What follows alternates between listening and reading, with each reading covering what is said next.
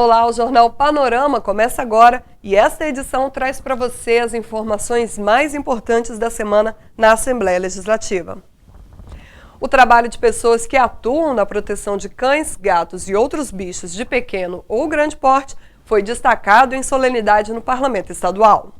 A punição mais rigorosa para quem abandona ou maltrata animais foi defendida durante a sessão solene realizada pela Assembleia Legislativa em homenagem a pessoas e instituições que se destacam na luta pela proteção dos bichos. A presidente da Sociedade Protetora dos Animais do Espírito Santo disse que a lei é muito branda para os agressores. Por mais cruel que sejam os maus tratos, ela só pune de 6 meses a 1 ano, quando o animal morre até 2 anos. Mas, na verdade, o processo todo anda e, no final, eles pagam apenas uma ração para uma ONG ou trabalho comunitário.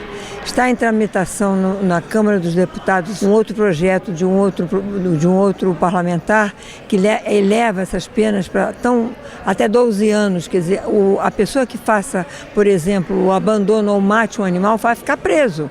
Então isso não existe hoje. Ele precisa realmente ficar atrás das grades para poder a gente saber que isso vai diminuir sensivelmente. Foram homenageadas 31 entidades e pessoas que atuam na defesa dos direitos dos animais. 5 parlamentares acompanharam a sessão solene, proposta pelo deputado Marcos Bruno. Nós temos projetos contra o abandono, temos indicações também de vacinas que não são oferecidas, mas temos outros deputados também da casa que complementam. A deputada Janete de Sá, o deputado Dr. Hércules, outros deputados têm se sensibilizado bastante com a causa animal. Eu acho que é isso, essa união, é esse sentimento conjunto da Assembleia Legislativa de defesa e proteção aos direitos dos animais. Veja agora os destaques do trabalho nas sessões realizadas na semana. Quem tem os detalhes é a repórter Gabriela Zorzal.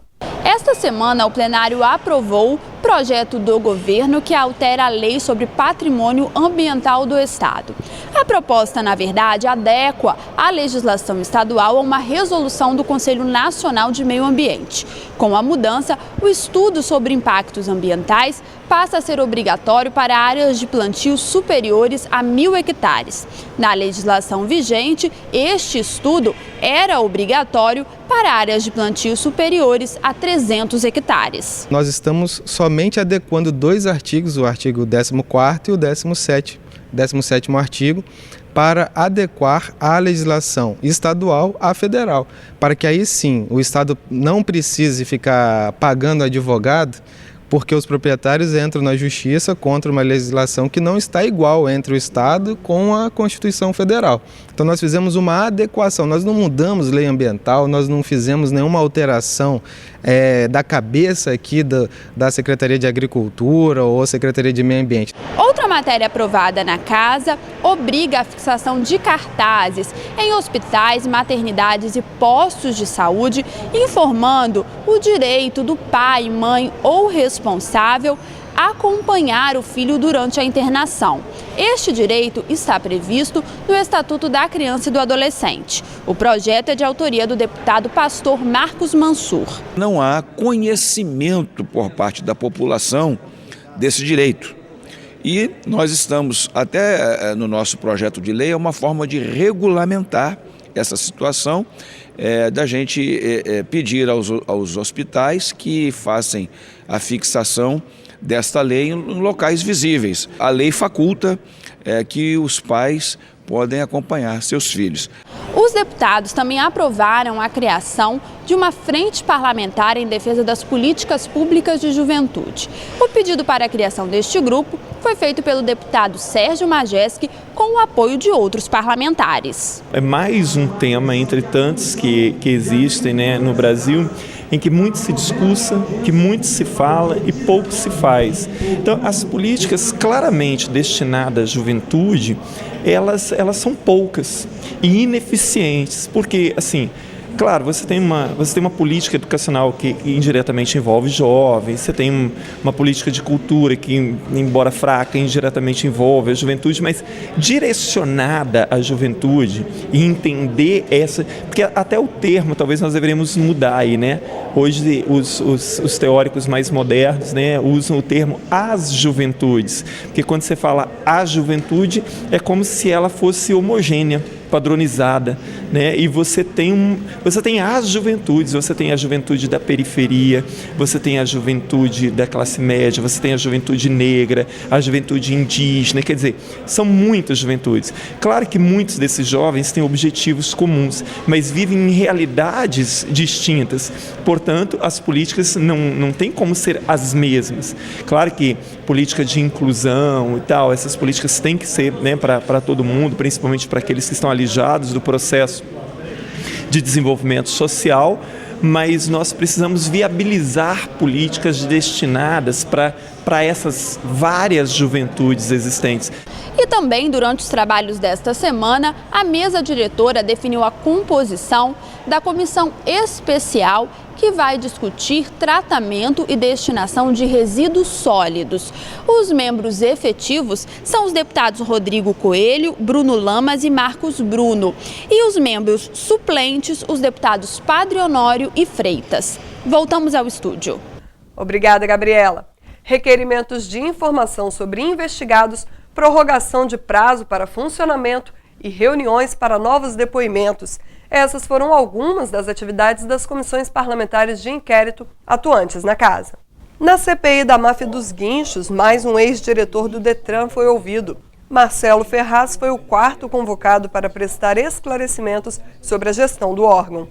A contratação de pátios por meio de credenciamento, em vez de licitação, e a falta de leilões dos veículos apreendidos foram os principais questionamentos feitos pelos deputados. A administração do Hospital São Lucas foi o ponto central da CPI dos empenhos. A unidade sofreu intervenção do Estado por possíveis irregularidades do instituto privado responsável pelo gerenciamento. Servidores da Secretaria de Saúde foram ouvidos e relataram o que motivou a intervenção. E a CPI do Transcol pediu prorrogação dos trabalhos por 180 dias. Os deputados também vão solicitar novamente dados referentes à quebra do sigilo telefônico de pessoas investigadas pelo colegiado. Se as informações não forem enviadas, a comissão deve adotar medidas judiciais contra as empresas de telefonia móvel. Os deputados da CPI da sonegação de tributos realizaram reunião fechada com a presença dos 5 membros do colegiado. Em pauta, os próximos passos da comissão. Agenda cheia nas comissões permanentes da Casa. Na de Finanças, a secretária de Estado da Fazenda, Ana Paula Vescovi, prestou contas relativas ao período de maio a agosto. Os dados mostram melhora na situação financeira, mas com valores ainda distantes da meta fiscal definida para dezembro. Por isso, a secretária reforçou que o governo continua com as medidas de ajuste. A Comissão de Educação visitou a primeira Escola Viva de Vitória, em funcionamento há 2 meses, no bairro São Pedro. O colegiado realizou reunião na unidade de ensino de tempo integral com professores, alunos e o secretário de Estado da Educação, Haroldo Rocha. Todos se mostraram satisfeitos com o desenvolvimento do projeto até agora. Já a Comissão de Ciência e Tecnologia recebeu alunos e professores de Santa Maria de Jetibá. Eles apresentaram trabalhos como o robô multiuso, desenvolvido no projeto Robótica Educacional da Escola São Luís. A iniciativa foi elogiada, mas a comunidade escolar e a comissão cobraram mais apoio do governo. O trabalho da ACACE, a Associação Capixaba contra o Câncer Infantil, foi o destaque na Comissão de Saúde. Além das atividades já desenvolvidas, a instituição propõe a campanha do Setembro Dourado, para aumentar a conscientização sobre o diagnóstico precoce da doença.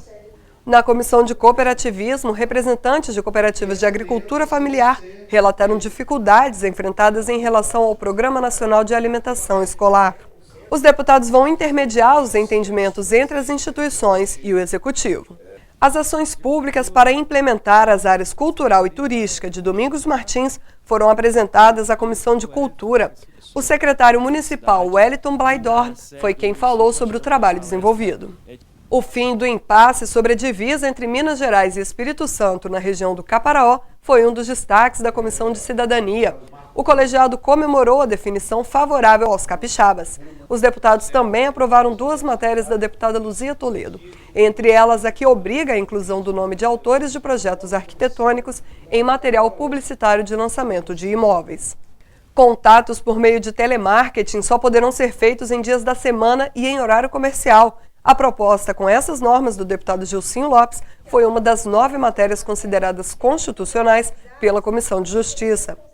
A Comissão de Segurança anunciou que vai se reunir com representantes da Secretaria de Justiça e das Polícias Civil e Militar. Nomeação e cursos de formação para aprovados em concursos públicos são algumas das demandas que serão apresentadas. A prática do voo livre foi tema da Comissão de Turismo e Desporto. Os deputados receberam integrantes da Federação Capixaba dessa modalidade esportiva. Eles relataram que, apesar das potencialidades do Espírito Santo, o esporte enfrenta dificuldades no estado. Entre eles, falta de infraestrutura e recursos e atuação de pilotos clandestinos. E a Comissão Especial da Eco 101 definiu o calendário de audiências públicas em municípios cortados pela rodovia. Os debates sobre as obras de duplicação da BR começam ainda este mês. 2 sessões especiais também levantaram debates sobre temas importantes durante a semana. Em um dos eventos, a discussão foi sobre alternativas para problemas enfrentados pela população capixaba e agravados no estado pela crise econômica. Segurança pública, saúde, educação e meio ambiente foram as áreas mais abordadas durante o debate proposto pelo deputado Enivaldo dos Anjos. O fortalecimento da carreira dos auditores fiscais na estrutura do governo do estado foi o foco central da outra sessão especial. Nomeação de concursados e melhorias na remuneração foram destaques. A sessão foi proposta pela deputada Janete de Sá. O Jornal Panorama de hoje termina aqui, mas você pode continuar acompanhando as notícias da Assembleia Legislativa pelo site da Casa e pelas redes sociais. Obrigada pela companhia de sempre e até o nosso próximo encontro.